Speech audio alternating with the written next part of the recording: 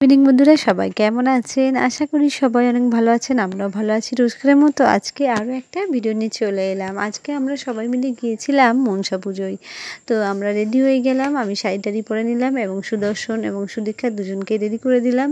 তো তারপরে আমরা চললাম পূজার উদ্দেশ্যে। পুজোটা একটু দূরেই ছিল, তো সেখানে আমরা গিয়েছিলাম অটো করে। আর এই দেখতে পাচ্ছেন পূজায় এসে গেছি আমরা। এসে যাওয়ার পরে সুন্দর করে যেখানে গিয়েছিলাম সেখানে ফটো শ্যুট করলাম এবং ভিডিও নিলাম ছোটো ছোটো করে। তারপরে আমরা প্রসাদও নিলাম। এই যে দেখতে পাচ্ছেন আমাদের পাশে বাড়ি এক দিদি ছিল, দিদিকে নিয়ে গিয়েছিলাম, দিদির ছেলে ছিল আর আমরা।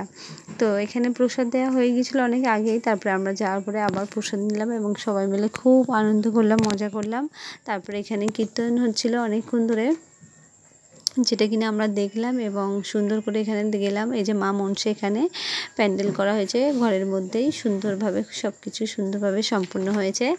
আর সুদর্শন এখানে এসেছে এবং সুদর্শন তো খুব দুষ্টামি করছিল এদিক ওদিক, যাই হোক।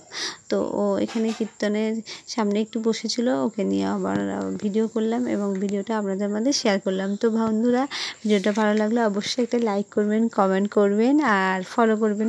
যারা অলরেডি ফলো করেছেন তাদের অসংখ্য ধন্যবাদ। আর যারা এখনও ফলো করেননি, তো ভিডিওটা ভালো লাগলে অবশ্যই একটা ফটাফট ফলো করে নেবেন এবং আমাদের পাশে থাকবেন। তো বন্ধুরা, কীর্তন হতে হতে আমরা বেশিক্ষণ আর দেরি করলাম না, কেননা অনেকটা রাত হয়ে গিয়েছিল, যার জন্য আমাদের বাড়িতে ফিরতে হবে। তো আমরা ওখান থেকে বেরিয়ে পড়লাম ঠিক 9টার সময়। আর এখান থেকে বেরিয়েছিলাম আমরা প্রায় তখন 7টার ওপরে।